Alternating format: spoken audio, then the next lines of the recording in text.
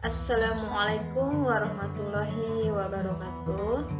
Nama saya Dwi Amelia, NIM 1920505008, kelas PMIA, mata kuliah Psikologi Terapan, Program Studi Pengembangan Masyarakat Islam, Fakultas Dakwah dan Komunikasi Universitas Islam Negeri Raden Patah, Palembang.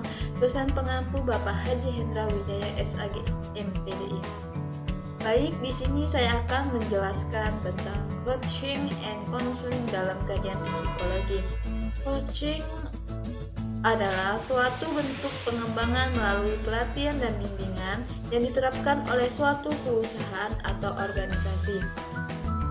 Tujuan coaching adalah untuk mendukung pembelajaran karyawan atau klien demi membantu mereka dalam meraih tujuan pribadi atau tujuan profesional tertentu. Contoh coaching ini biasanya dilakukan oleh seorang manajer kepada karyawannya, terutama untuk meningkatkan pertumbuhan karyawan yang bersangkutan. Selain itu, contoh coaching karyawan lainnya seperti meningkatkan kepercayaan diri karyawan dan juga atasan dalam menyelesaikan problem, atau meningkatkan kualitas hubungan dan komunikasi antara atasan dan bawahan.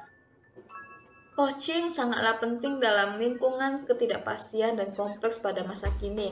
Para coach menghormati klien mereka sebagai para ahli dalam kehidupan dan pekerjaan mereka sendiri, dan percaya akan kekreatifan, kemampuan, dan kepenuhan dari setiap klien. Situasi yang membutuhkan coaching yang pertama yaitu orientasi dan pelatihan bagi karyawan baru. Yang kedua, adanya kebutuhan untuk mengajarkan. Yang ketiga, keterampilan dalam bekerja, komitmen karyawan yang kurang. Yang keempat, konflik dengan rekan kerja. Yang kelima, perbaikan prestasi kerja. Yang keenam, perubahan dalam orientasi bisnis. Yang ketujuh, konflik karyawan dengan pelanggan. Dan yang terakhir, evaluasi formal dan informal.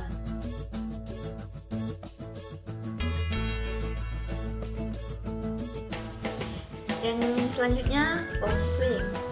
Counseling adalah pemberian bimbingan yang dilakukan oleh seorang yang ahli kepada seseorang dengan menggunakan metode psikologi, seperti pengarahan, pemberian bantuan oleh konselor kepada konseling, penyuluhan, dan lain sebagainya.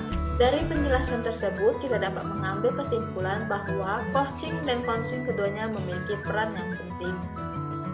Situs kerja yang membutuhkan konseling, terjadinya perubahan organisasi PHK, adanya penurunan gaji, status atau jabatan. Karyawan merasa hambatan karir. Karyawan merasa kecewa dengan atasan, ada konflik dengan rekan kerja, karyawan stres, jenuh, atau terlalu banyak tanggung jawab. Karyawan bimbang dengan kemampuan, karyawan menghindari ketika mendapat tugas. Karyawan memiliki masalah pribadi, kadang berpengaruh pada prestasi. Karyawan mengalami kegagalan, kemampuan karyawan yang luar biasa.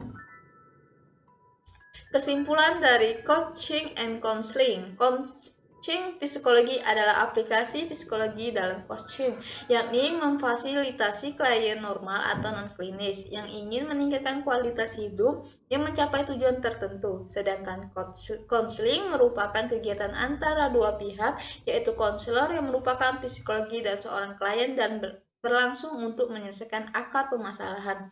Permasalahan yang bisa dialami atau dikeluhkan dalam proses konseling ini adalah masalah mengenai suatu hubungan antara dua individu atau lebih yang memberikan dampak depresif atau ketekanan pada individu. Baik, itu saja yang dapat saya jelaskan. Terima kasih, semoga bermanfaat untuk kita semua. Saya akhiri. Wassalamualaikum warahmatullahi wabarakatuh.